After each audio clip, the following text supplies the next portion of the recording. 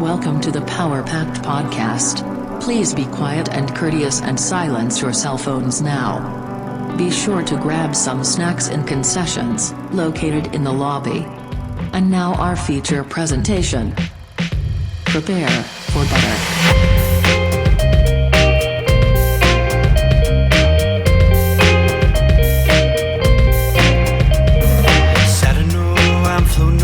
All the time, wondering if maybe I'm losing my mind. Stepping out to the rising enemy, or maybe I'm going out to sea. Maybe you should know by now.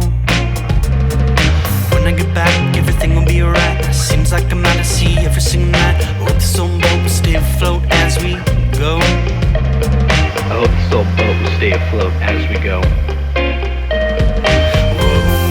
Don't mind, maybe you'll sink or swim. Oh, I don't mind, maybe you'll sink or swim. Oh, I don't mind, maybe you'll sink or swim. Oh, do you know if there's a theme song for 101 Dalmatians? Like a song? Everywhere you look, she's killing dogs with a hook. Taking off their skin, wearing it, my friend. It's a dog. Is that the premise of the movie again? Is she just, I can't remember if she's just skinning Dalmatians, which I think are already like kind of hard to come by.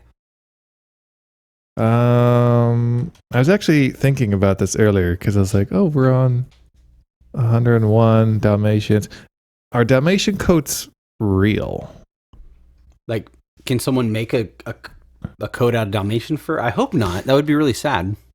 Because that's what the movie's pretty much about. She wants the dogs for the fur. And I was thinking, like, I've never seen a Dalmatian coat. No, never. Not once. And I think that would look weird. You know, they have, like, the cow print and they have, like, leopard print. But I've never seen a Dalmatian print. Because Dalmatian's very specific. It's, like, very white and it has, like, the kind of different colored dots. Yeah, it's like a little dirty looking fur. I'm trying to find if there's like a time period where they did that. Did people ever make real Dalmatian coats? We're starting off the episode strong. Some coat factories in Eastern Europe are making fur coats out of dog and cat fur, as in the movie 101 Dalmatians. Strays or captured pet dogs are being used for these fur coats. Okay. Can you make a coat out of Dalmatian? If you're going to make a coat out of an animal out of necessity and warmth, I get it, especially now. What? Okay. Oh no, the power went out. It's been 20 minutes. I think we're going to freeze to death. Oh, go get Sparky. Make him into a coat real quick. Yeah, that should be fine. Oh, power just came back. Oh, wait. Power came back. Sorry, dog. Sorry, Sparky. Didn't mean to seem real... like we're gonna...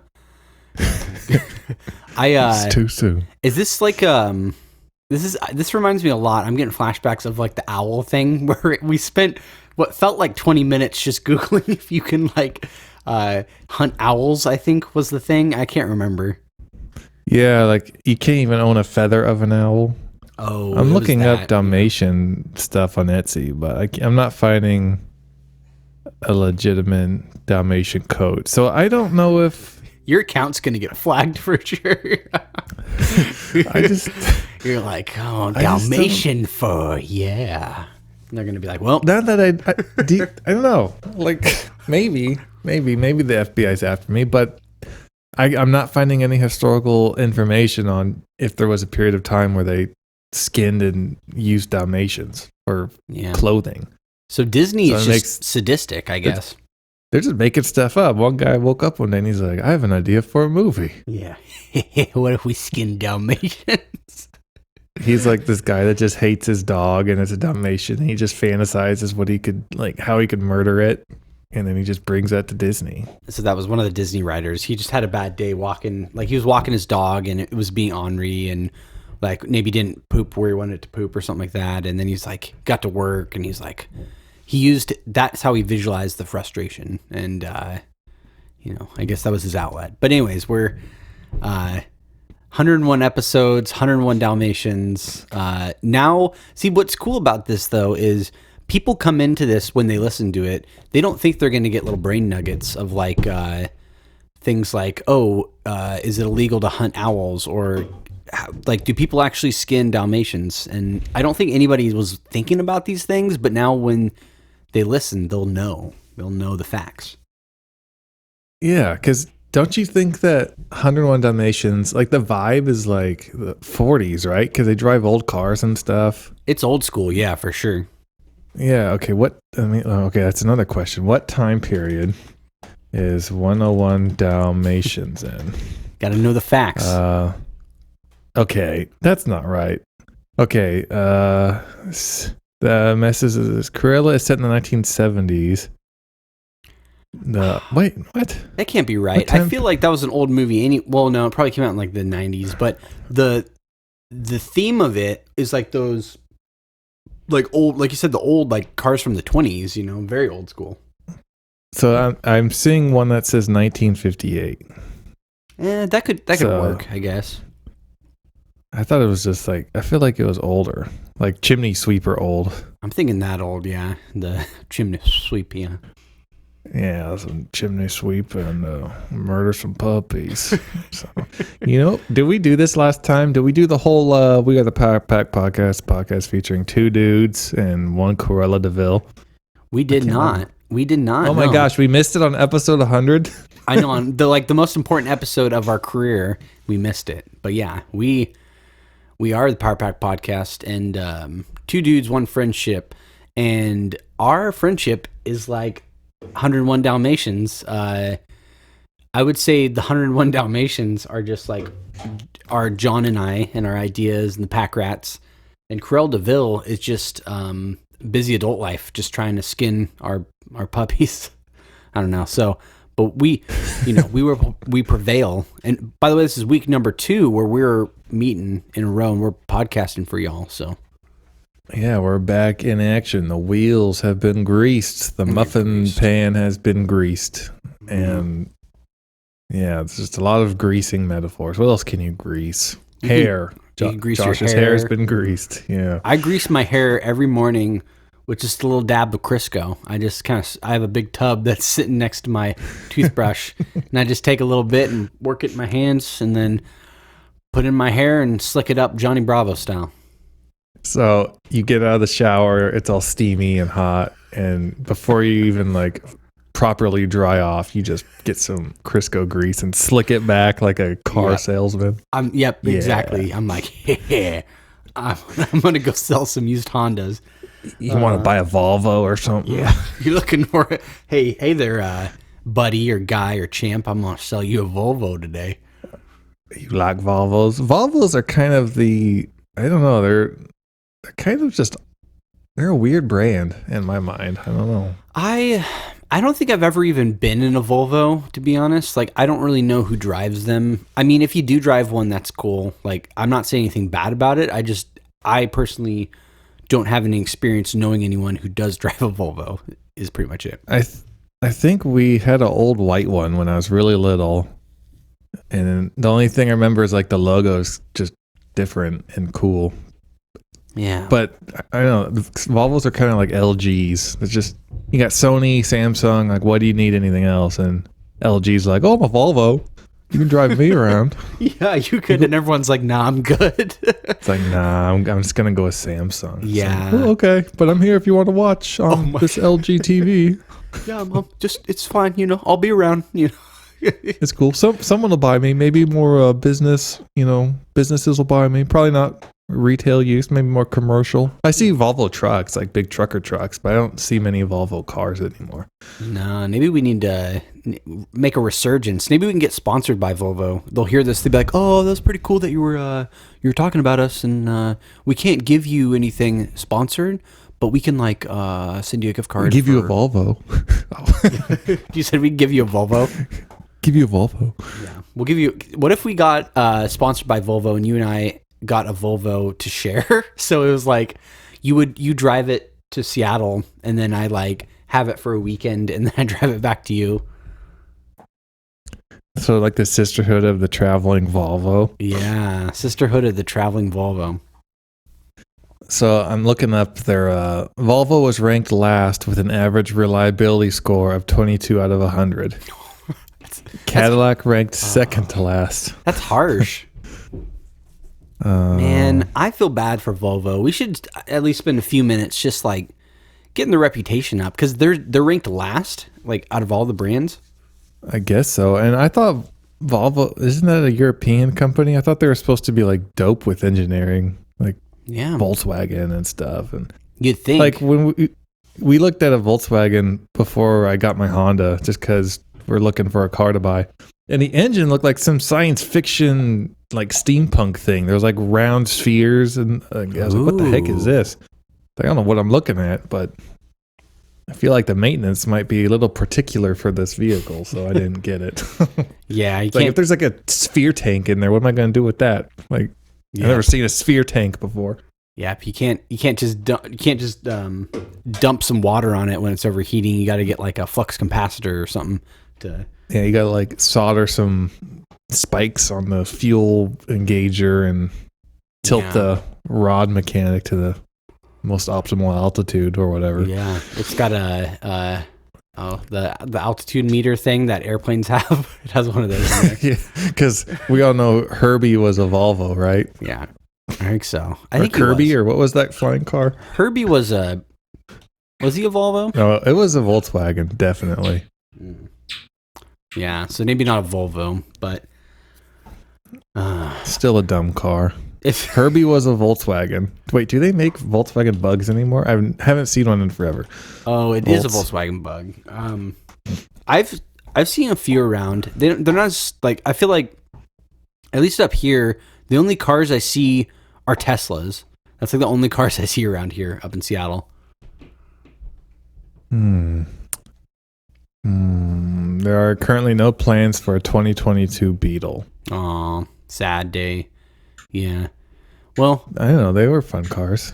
Do you looking cars. What's something you see often in St. Louis? Like what's like the most popular brand? A lot of just big trucks, a lot of Fords where I'm at. Well, in the city, it's a lot of just like garbage cars. And I don't know the brands because they're all like half mangled and just garbage. So, but out here in the country, a lot of big trucks and the ones where the flags are waving flags all on them. Yeah, brother. Doing the squeaky. I imagine Seattle has like a bunch of Priuses or something, right? It's like mainly Teslas. That's like the majority, and then Priuses. And like the farther you get into the city, the more, because you go more out towards like where we live, you'll see like normal cars and trucks and things like that. But when we were in Seattle recently, and there's so many Teslas and Priuses, it's just like hybrid vehicle galore and electric vehicles. It makes sense, it's like tech city and it's a big city, right? And, things like that. But yeah, definitely not as many. When we lived more in like the rural part of the kind of outskirts of Seattle, there was definitely a lot of trucks, like big old trucks with a big old flag, Yeah. Yeah. America. I was gonna say, I feel like you'd get worse gas mileage with a flag.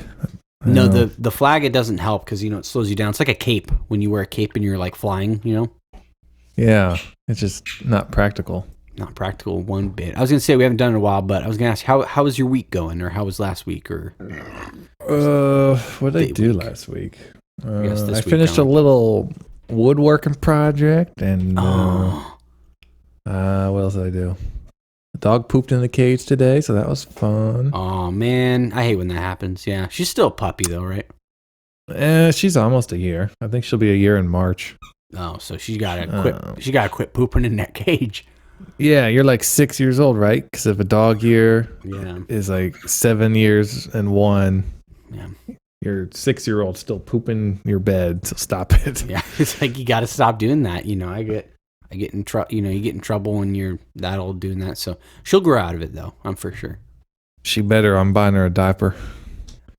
Buying her a diaper. That'd be pretty cute, though. How's Joshtown week? Joshtown.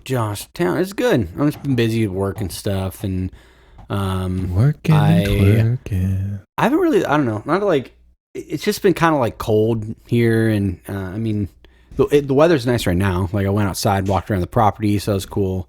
My dog Benny's Labradoodle, he is like obsessed with water. And there's all these different little bodies of water. There's like a lake, and then there's also a couple of little ponds. And today he jumped in one, so I had to take him back to the house and give him a bath because he just smelled like dirty pond water. I love that. So he's just going up there, and he's like, "I like your body, water." Yeah, I know he's being a little sultry boy, and he's jumping on in, and yeah, it's being a little moisture pervert. Moisture pervert. He's a moisture pervert. Yeah. Another thing this week, the last couple of weeks, I've been watching Book of Boba Fett. I don't know if you've seen that yet. It's really good. We were going to start it, but then we saw... Oh, we couldn't log into whoever's Disney Plus we were borrowing. So... yeah, I love that. When it's like, hey... Or you like, you know that when you're borrowing someone's account and then you can't get in and then you're like kind of frustrated, but you're like, you're being a mooch anyways. So you're like, what the heck? I can't log into this free account that I'm mooching off. Right. It's like, come on, man. Come on. It's like, wow, this is really inconveniencing me that you're not letting me use the free account that I'm using unauthorized right now. Right. It's such an inconvenience. Yeah, you're very much inconvenient. It's such like, it's just millennial problems. It's like, when in doubt, if you're a millennial, you're probably using someone else's Netflix account or someone else's Disney Plus. But yeah. Yeah, we're not paying for Netflix anymore, so. Yeah. They got rid of The Office, and that was my last straw. I said, nope, I ain't paying for this. Yeah. And I think Peacock has it now or something, but. Screw Peacock. Yeah. What are they doing? They're coming in and poaching stuff. But I was going to say, yeah, whenever you guys should check out Book of Boba Fett. The first couple episodes start out kind of slow, kind of like the first season of Mandalorian. And then it ramps up a lot. It gets real good. So, is it like a bedtime story with Adam Sandler? It's pretty similar. Yeah. It's like Adam Sandler. They just, they fired Pedro Pascal and whatever the guy, Tamura Morrison, who plays Boba Fett. And they just have Adam Sandler playing all the roles of all the Mandalorians, but he's like doing like the little Nicky and Happy Gilmore voices. Okay. So he's like reading from the book to his nephews, and then the next day it all comes true in the Star Wars universe. Yeah, it's pretty much that. It's the book of Boba Fett. It's just Adam Sandler's all the characters. It's kind of like what is that? Is it Nutty Professor where Eddie Murphy plays all the characters, or no? Oh, yeah. He does in that too. Yeah. There's also like Tyler Perry where he does like all the characters too. So it's kind of similar to that, but it's Adam Sandler and it's Star Wars. Tyler Perry, his movies are not good. I've never seen them, and yeah, I watched the Halloween one. It was one of the worst things I've ever watched. The Medea ones, right? It's like if we made a movie. That's how bad it was. Hey, I think ours would be pretty decent. I still want to make a movie. I like, even if it's just like complete garbage, but nowadays everything's so meta and just so like, it's like you can make complete trash and people will love it, and then it becomes famous, like Birdemic or The Room, like this, like, or what's the one you sent me? The Velocipaster. Oh, yeah. Oh, that just the trailer. Like, I got hives just watching that. I was like, this is really bad. Like, it's so bad. Yeah. I made Charlene watch Tail Sting over the weekend. It's another one of those terrible type movies. Like a scorpion gets loose on the plane and it like grows really big and stabs people. God, that sounds so dumb. I love it. I guess the part that's concerning with those movies is like, there's like the meme culture, like The Room or some of those other ones where, you might have a couple clips, you're like, oh, it's funny. But when you have to sit through an hour and a half of just complete trash, like, it's like you kind of reconsider it. It's like, oh, this is funny, but it's like, did I just waste an hour and a half of my life? I don't know. It's worth it, though. It's worth it for some of those. Some of them. Yeah. Some of them are good. Some of them are bad. But my philosophy is just like, it's just being motivated. Like, if people can make these just absolute garbage movies, we can write something really stupid that's like even an hour long and like, you know, send it to Sundance. You know, they might pick it up and they're like, wow, it's just poetry. Well, next time we're together, we'll just make a movie and then send it to Cody to edit. Without even telling him. We'll just be like, here you go, Cody. Can you edit this for us? Yeah, he's like, what is this? I like the idea of that where we hang out and we just film like an hour of content, and even if it's just like dead space, and then like you said, take the file, we transfer it to, you know, to Cody, and then he'll just be like, oh, okay, I'll edit this. And then it actually turns out to be good. Like, whoa, how'd you do that, dude? Yeah, he's the magician, the director magician, and I think this works out because he's moving up to Seattle pretty soon, I think. So all we'd have to do is have you come here, and then we're all in the same area, and then we can film, like, you know, there's like we could do like a Harold and Kumar go to White Castle, but our version of that is in Seattle, which I've still never been. They have Dick's drive-through, so we could be like, John and Josh go to Dick's. We could, yeah. We could also do a trek over to this Sweetwater store. Oh my gosh! Did you watch that video I sent? I haven't watched it yet, but where is that located? The Sweetwater store. It's in Indiana, I think. It's 6 hours from me, so it's a drive. Ooh, but okay, it is freaking huge. From that video, they have like just everything you could ever want, ever. That's just so cool. It's like a Guitar Center, except like just massive. It's like a beefed up. It's like a mall. It's a one store mall of just stuff, music stuff. And it's just like, I think got to make that happen. Like, I'd be down, like, if I was visiting you and then we just road trip to Sweetwater, like, legit. That would be really fun. Dude, it'd be so cool because it's like, I guess it's their first store, and I think it opened last year. Man, maybe a year before, but I don't know. It's just like, oh, it'd be so cool to like touch everything. I know. I think that's the part I love about those places. Like, and especially there might be a guitar there that you've never maybe just seen like once in your life online or something, and it's like you could pick it up and play it. Well, I hope you could at least. You know, like how cool that'd be. Dude, it'd be cool. We just like show up with like $2,000 and we just impulse buy something each. Oh man, that would honestly, to be honest, you would have to do that with a place like that. You'd have to just go in and be like, I'm ready to like mess up my bank account, because that's a slippery road. Well, $2,000 for each of us, man. We could get like something real good, I think. Dude, we get some fire. Man, I kind of. It's a slippery slope because like I shouldn't be allowed to go into places like that because I'll buy something stupid. Like recently I was looking at one of those like Andy McKee type guitars where it's like the normal guitar neck and then there's like a big like bass harp thing attached to it. And because, you know, I like playing acoustic a lot. So I was like, man, I was like justifying in my head. I was looking them up. You know, they were like, you know, not super expensive. And then I'm like, when am I going to play this thing? Like, do I really need this? This is ridiculous. Yeah, that's why I haven't bought a new instrument in, like I said, 10 years. Because I'm like, am I really going to, you know, because like I said, I've had other guitars, but I just ended up selling them. But yeah, I feel the struggle of like, I want to do this, but I don't at the same time.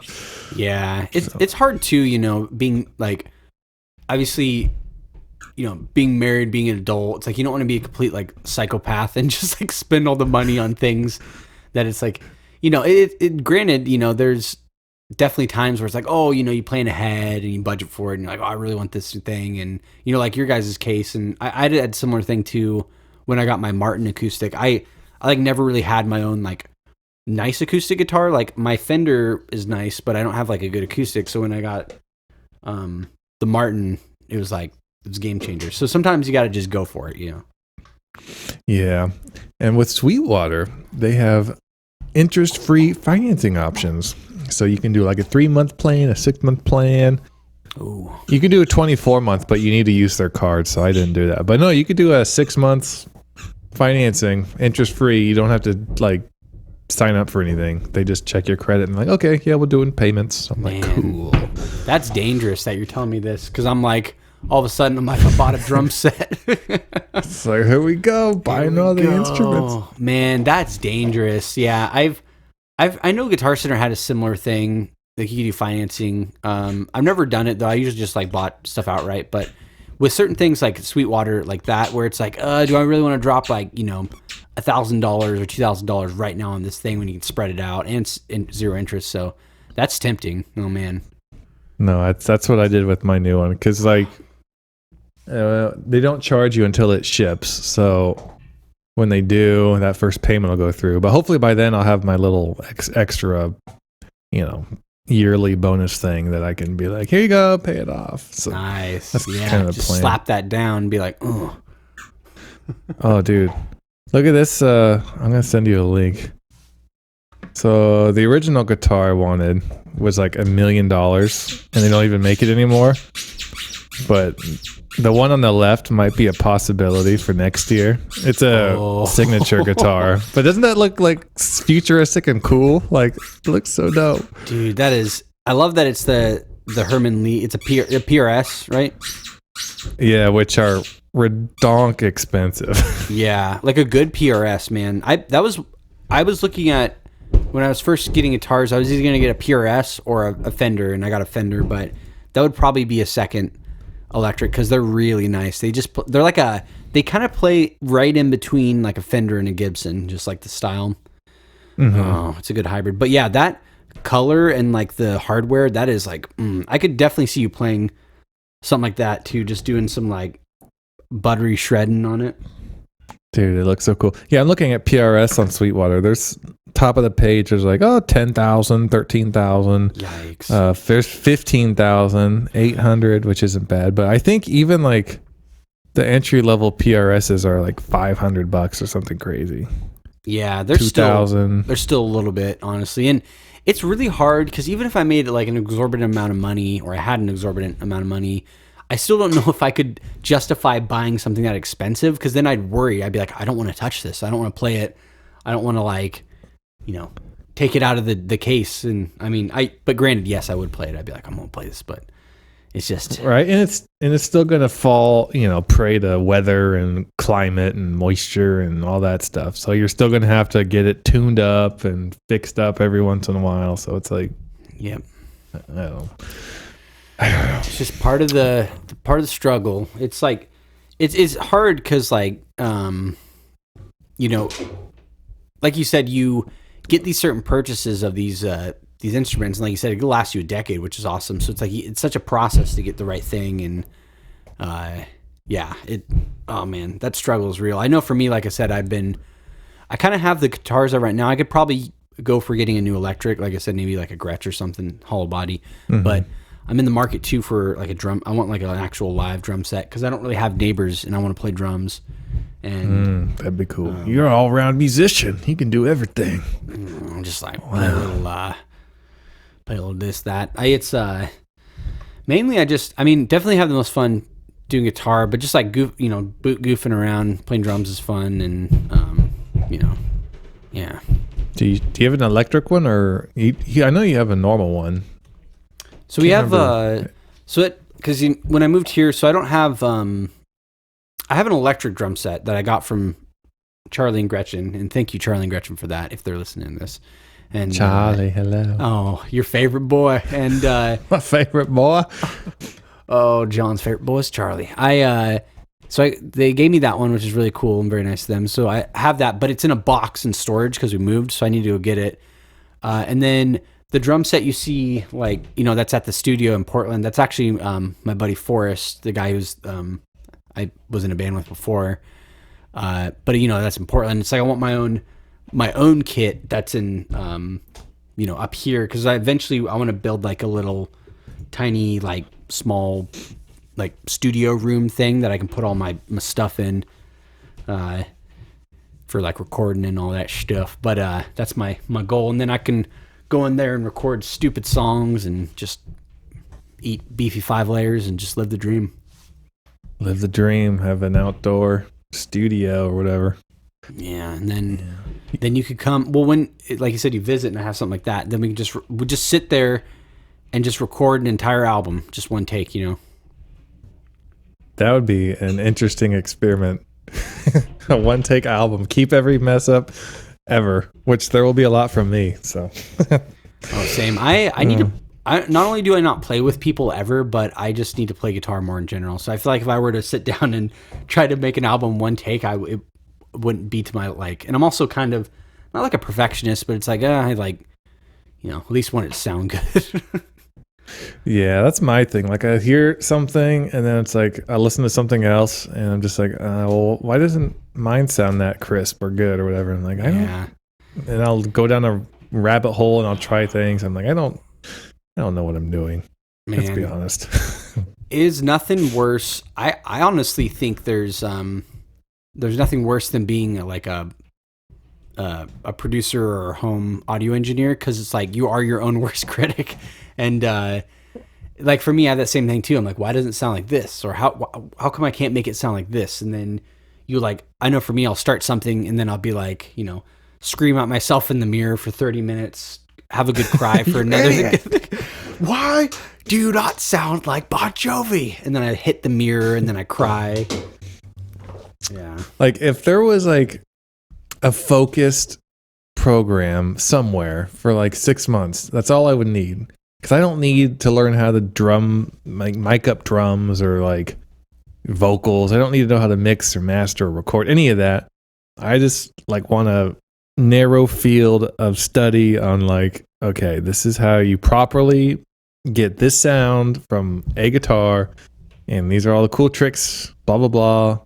And like a kind of a tailored experience to how or my setup, like if I could just find a 6 months, someone teach me the ways of this, that would be awesome. But man, all those programs are like, oh, we're going to teach you how to plug into a soundboard. We're going to teach you how to drum a mic or whatever, room mic and all these mics. And we're going to teach. It's like, I don't have any of that. And I'm not doing any of that. Just give me like, cut that out of my program. I just need to know this section of it. I don't know.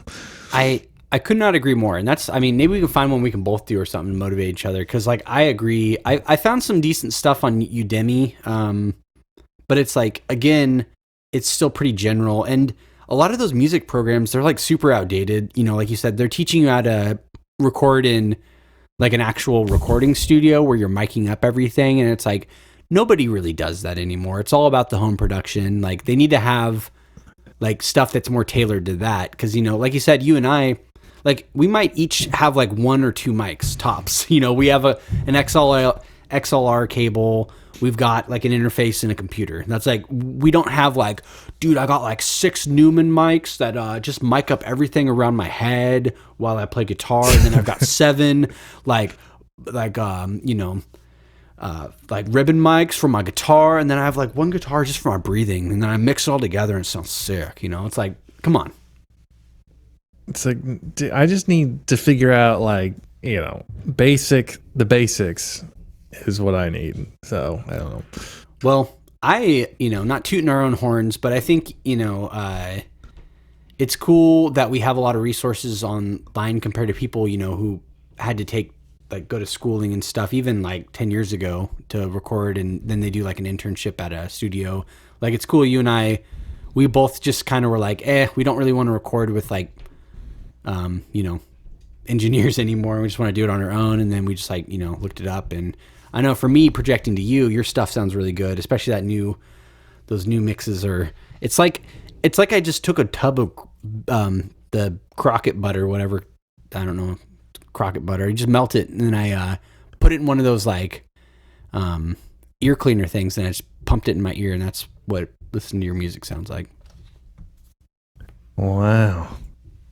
That's so like, wow, you're still gushing all over me, like a little gusher from the 90s. You just take a bite and I'm just gushing everywhere. Gush.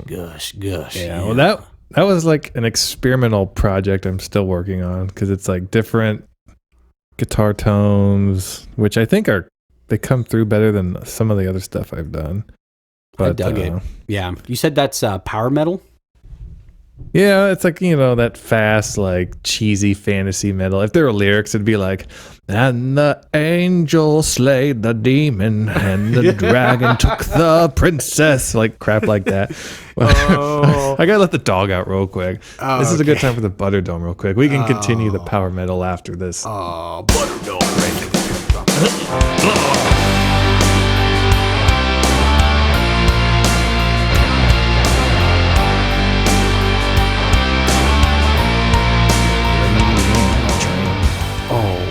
Welcome to the Butterdome. Did we do a Butterdome last week? We did. Oh, nice. I was just on I was buzzing from the fact that we were doing another podcast after like a month. So, I think I forgot, but yeah. What was the Butterdome? Cousin. Kissing cousins, drinking beer, getting buzzed and stuff. We should make a country song just like kissing cousin, ding ding. I kissed my cousin on the bed of my truck and drank some beer. Something. I had this thing I would sing, and I can't remember. It made somebody I know mad when I would sing it. It's like I would like play guitar, and I'd be like, what is it? No, I used to sing with my buddy Evan, who's in he's like the band I was in before. We would sing. It's like, my cousin's my sister. She's also my wife. And I sang that. And I sang it to someone once. They're like, "That's not funny." And I'm like, "Oh, it's funny to me," but everybody, just comedy, Yeah. Trying to think of like something we can incorporate, like bumblebees into the whole buzzing thing. Getting buzzed like a bee.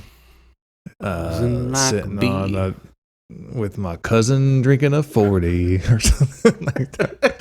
Getting buzzed like a bee. I'm down to make more country songs for sure. We have the Elon Musk to Mars. And I remember incestuous country songs. That's our new. It's our mark, our brand. It's our genre. Yeah, incestuous country core. Let's check it out. Yeah. Country core. So something I want to do. I think this should be our next project before we do anything else. I want to make a song that's just ridiculous. I want it to be like so many different styles that don't work, and I want it to have like tempo changes. We could try to do key changes. I just want to make something that's like really, really bad and like just have fun with it, because we usually have more set structure. I want to make just a really terrible song. Dude, I'd be so down. Just have like a Weird Al Yankovic just goes from polka to just whatever. Just nutty. I would love nutty that. town. Oh, what if we did like a slow old school country and then it just goes really, really heavy and fast, just like speed metal? Like make the tempo like maybe like 70 and then it goes into like 200. Oh, we do like a country thing, and we do the speed up, and then we go back to the country thing. And then it's kind of building up to like what you think is a country chorus, but then just instantly like drops to like this death metal breakdown. Oh. Kissing my cousin in front of her parents, and it just gets like it's like. That would be so much fun. That would be so much fun. Yeah, I love the cousin part of the song. No, not as much of like the incest stuff, but more of like making a really ridiculous country metal song. That's definitely more about my wheelhouse. Her tongue tastes like sweet baby rays. Oh, yuck.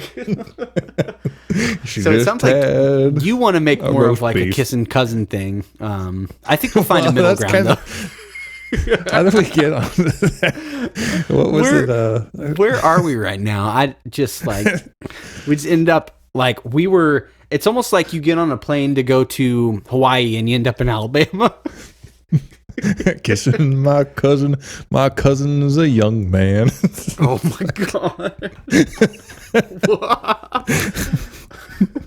It's like it took a weird. We were talking about power metal before the break, and now we're kind of talking about cousin metal. Cousin metal.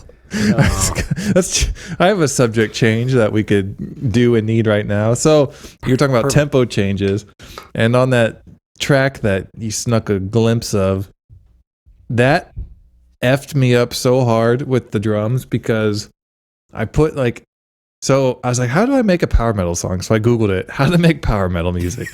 And there was like this one weird guy on YouTube who's like, you need 3 chords. And then I was like, okay, 3 chords. And he's like, and then you need this kind of drum beat. And I was like, okay. So I found that drum beat and I just picked some chords for the rhythm. And then, so you can, like, when it goes to that chorus thing, it like switches, but it's not switching tempo. It's like going from a swing beat to a regular beat. And it took me so freaking long to figure that out because it wasn't matching the metronome. When I put that drum beat on, I was like, this is weird. So I just turned the metronome off when I recorded. But then when I put in the beat for like the chorus, it matched again. And so then I was like, it took me like an hour going through. I was like, did I change the tempo somewhere? Is it like in 3/4 time? Like, I don't get what's happening. That's and so then weird. I finally was like, because it's like a swing beat, but it's so fast, so it doesn't match up at all. So instead of being like click, click, click, click, and like the beat's like it's like swinging really fast. So it's like click, click, click, click, click, click, click. It's just like, does it go to a swing beat because there's kind of like it's the double kick, like you said, you're going to the. It's like that, but it's like really fast. It's a really weird. I don't know. It's a weird beat. So, God, I've learned about swing beats.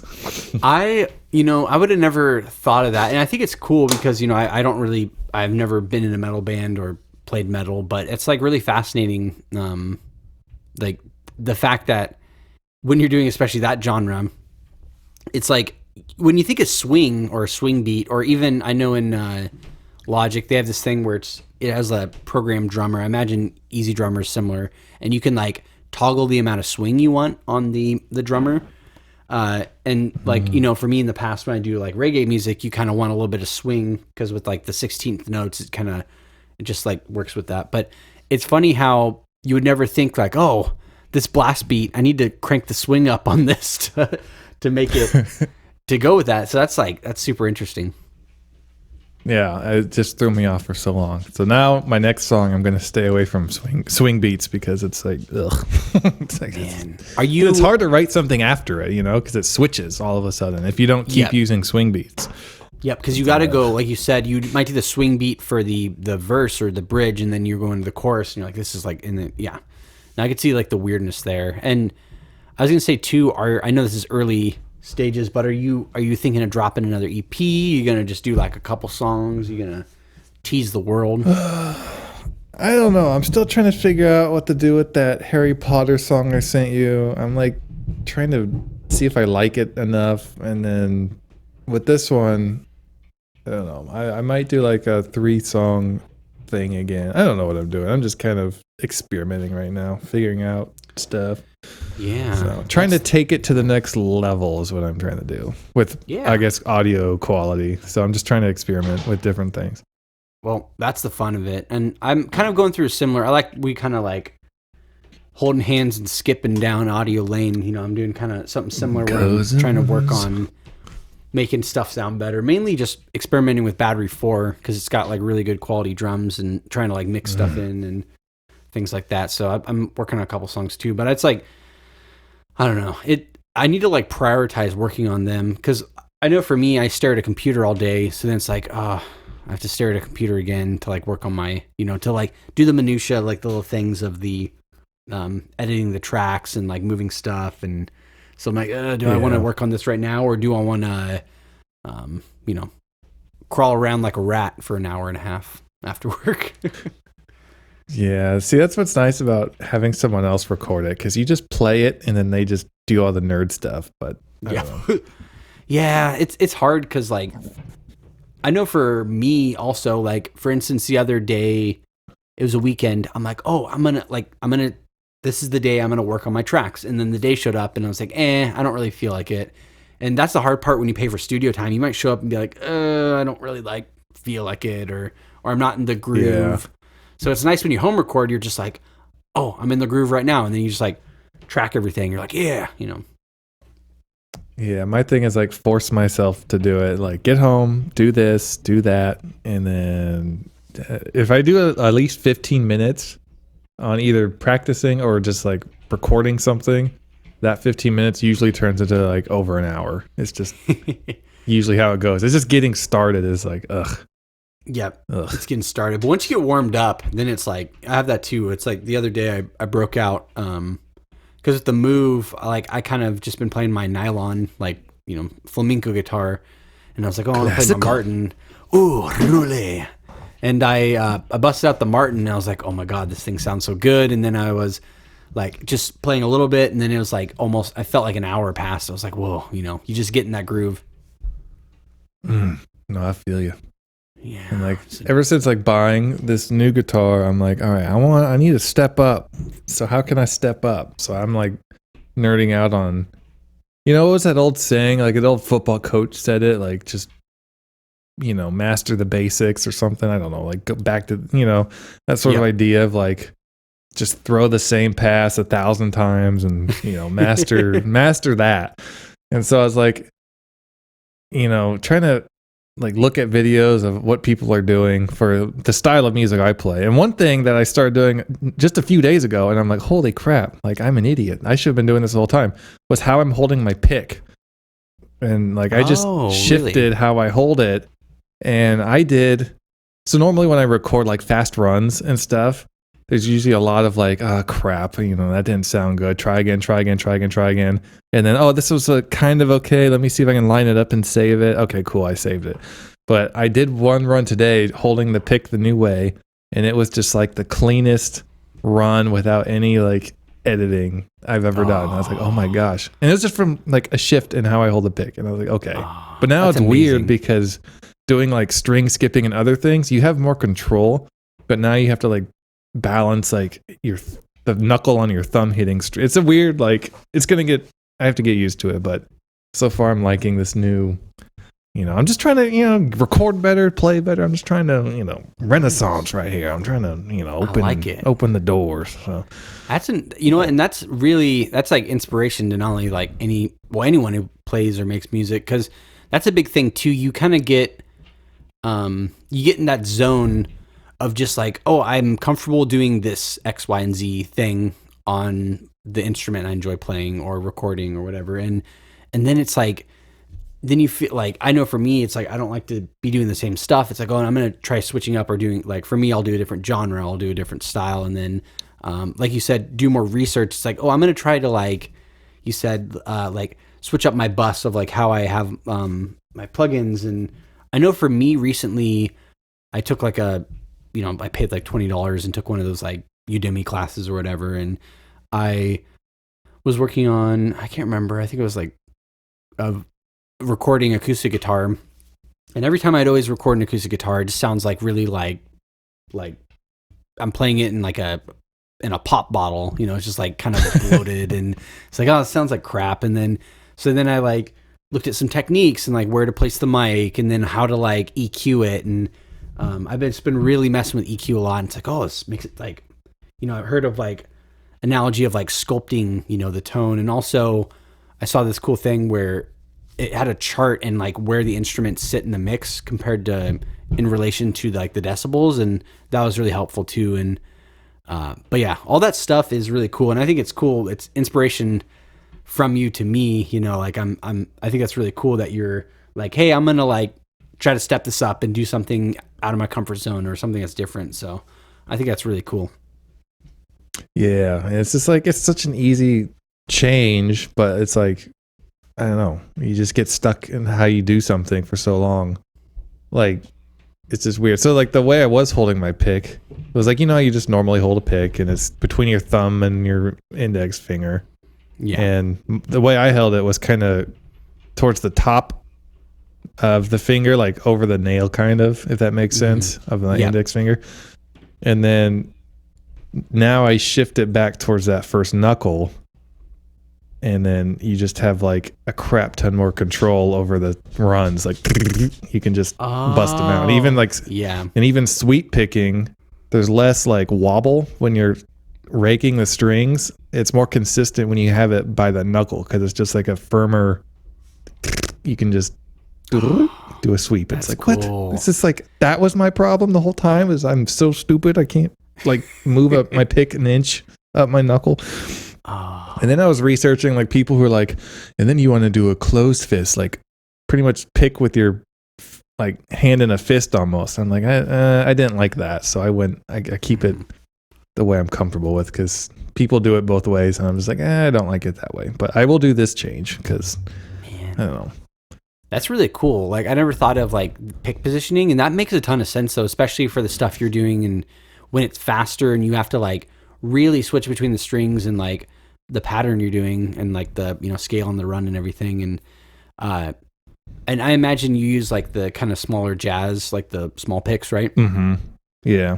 Yeah. And I think it was you were the one who showed me use those. And then I started using them too when I do electric. And it's like, oh, that's so much easier for doing runs, you know, like little quick things like that. And dude, I'm going to try that out. I think tonight if I play guitar, I'm going to try the pick positioning, and and when I get it, I'll cry some tears of joy, and I'll think about my friend John, his mastery of the picking. Yeah.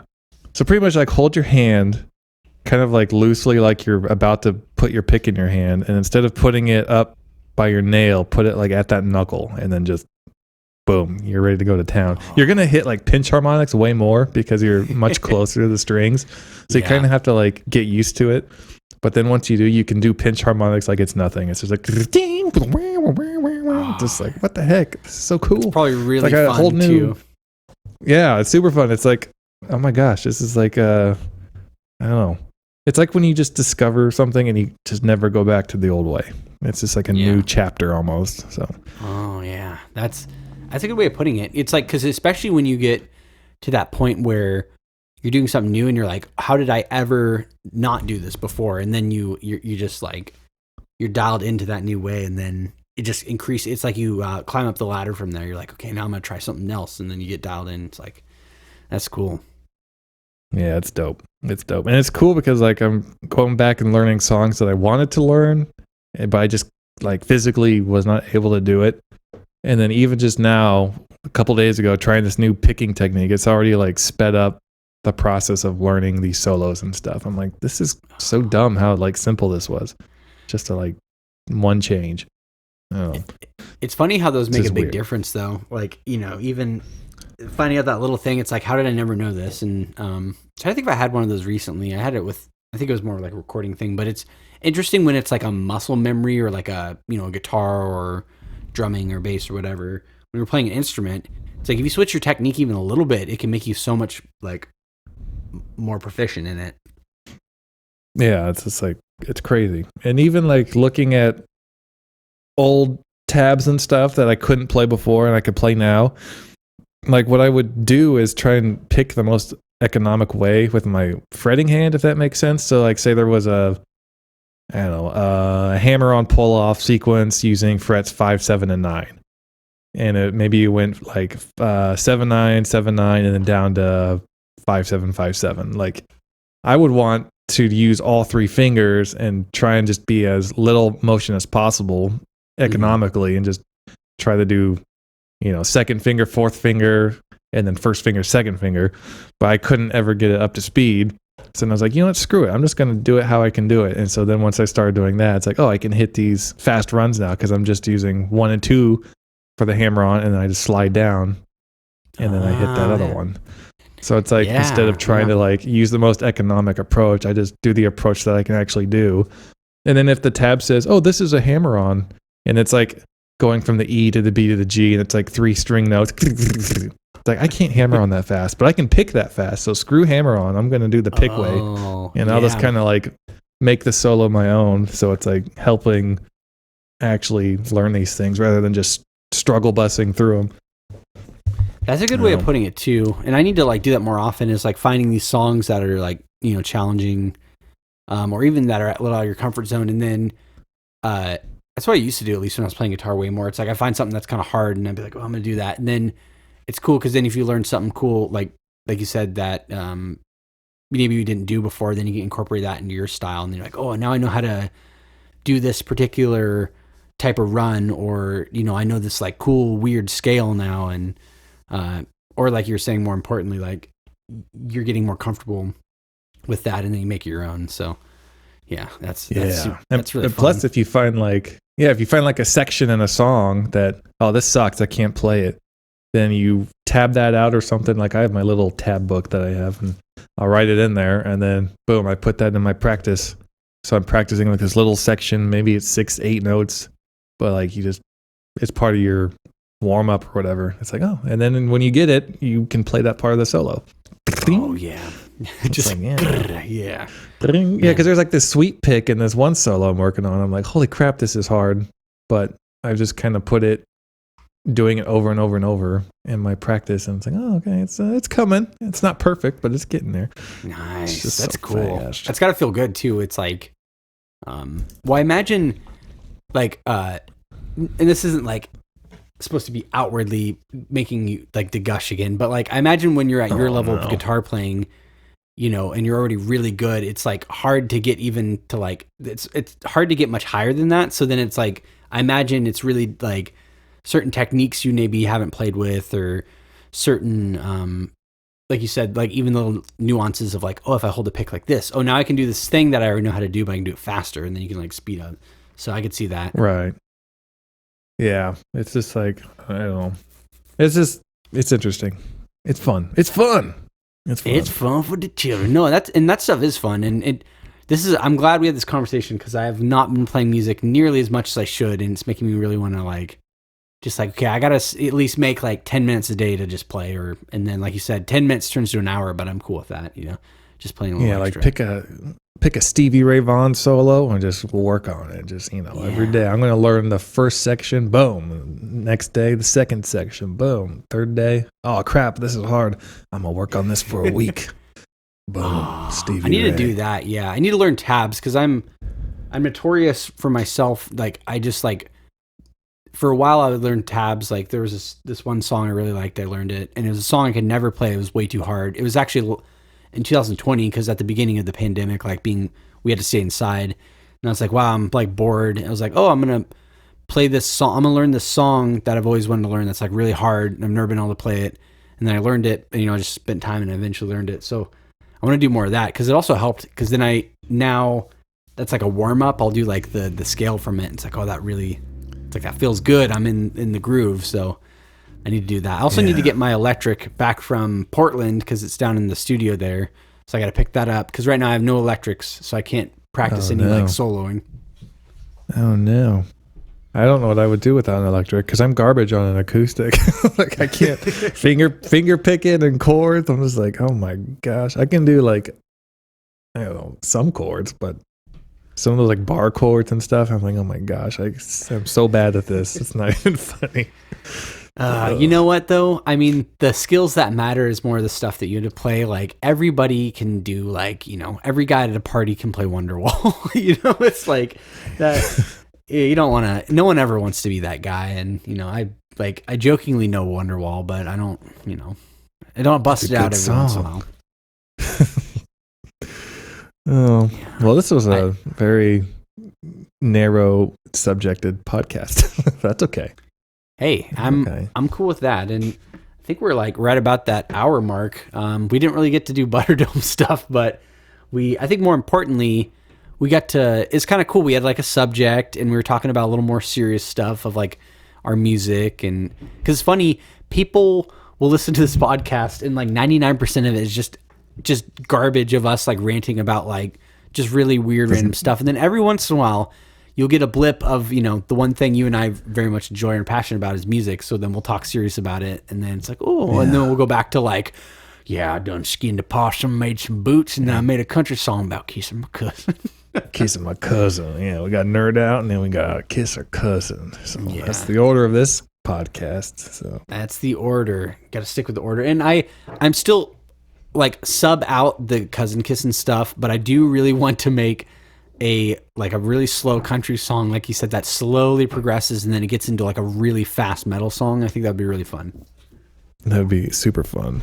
And I'll be listening to more power metal, so I can kind of focusing on the rhythm guitar, so I can help out with getting that part super solid. Well, I gotta go because my dog just threw up on my bed. Well, that's fun. Oh man, Benny. He just woke up from a nap and just puked all over my bed. Thank you for tuning into our regularly scheduled program. Contact Josh and Jonathan at powerpactpodcast@gmail.com. Support the show at patreon.com/powerpact. See you next time, you dirty little rat babies.